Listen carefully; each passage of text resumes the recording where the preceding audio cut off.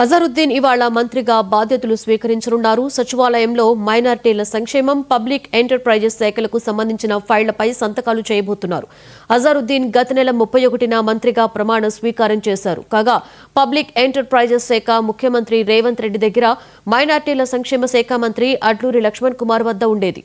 తాజాగా అజరుద్దీన్ కు ఆ శాఖలను కేటాయించారు. ఇప్పుడు సీఎం రేవంత్ రెడ్డి వద్ద హోం, విద్య, శాంతి భద్రతలు, వాణిజ్య పనులు, పురపాలక, సాధారణ పరిపాలన శాఖలతో పాటుగా ఇతర మంత్రులకు కేటాయించని శాఖలు మిగిలి ఉన్నాయి. అడ్లూరి లక్ష్మణ్ కుమార్ వద్ద ఎస్సీ, ఎస్టీ, బీసీ, వికలాంగ, వయోవృద్ధుల, ట్రాన్స్జెండర్స్ సంక్షేమ శాఖలు మిగిలాయి.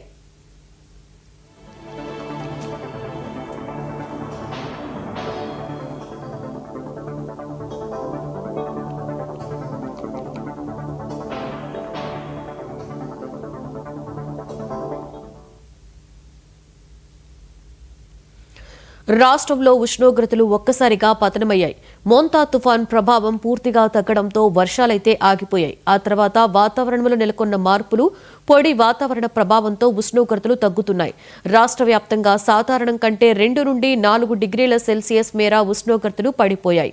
అక్టోబర్ నెలాఖరికల్లా ఉష్ణోగ్రతల తగ్గుదల నమోదు కావలసి ఉండగా ఈసారి కాస్త ఆలస్యంగానే ఉష్ణోగ్రతల పతనం నమోదైంది. దీంతో చలి ప్రభావం కనిపిస్తోంది. రానున్న 3 రోజుల పాటు ఇదే తరహా వాతావరణం ఉంటుంది. మరో వారం తర్వాత ఉష్ణోగ్రతలు మరింత తగ్గుతాయని, చలి తీవ్రత బాగా పెరుగుతుందని వాతావరణ శాఖ అధికారులు అంచనా వేస్తున్నారు.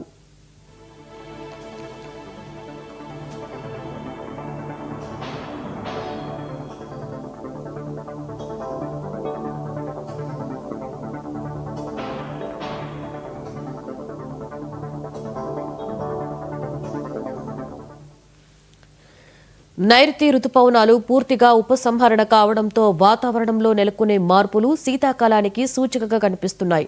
బంగాళాఖాతంలో ఏర్పడిన మోంతా తుఫాను రాష్ట్రంలోనూ తీవ్ర ప్రభావాన్ని చూపింది.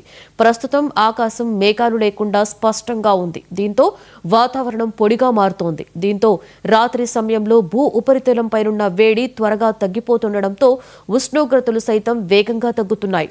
ప్రస్తుతం రాష్ట్రంలో నమోదైన ఉష్ణోగ్రతలు పరిశీలిస్తే గరిష్ట ఉష్ణోగ్రతలు సాధారణం కంటే 2 డిగ్రీల సెల్సియస్ తక్కువగా నమోదు కాగా, కనిష్ట ఉష్ణోగ్రతలు సాధారణం కంటే 4 డిగ్రీల సెల్సియస్ వరకు తగ్గుతున్నాయి. వేగంగా గరిష్ట, కనిష్ట ఉష్ణోగ్రతలు తగ్గడాన్ని పరిశీలిస్తే నెలాఖరు నాటికి రాష్ట్రంలో ఉష్ణోగ్రతలు మరింత తగ్గి చలి తీవ్రత పెరుగుతుందని వాతావరణ శాఖ అధికారులు తెలుపుతున్నారు.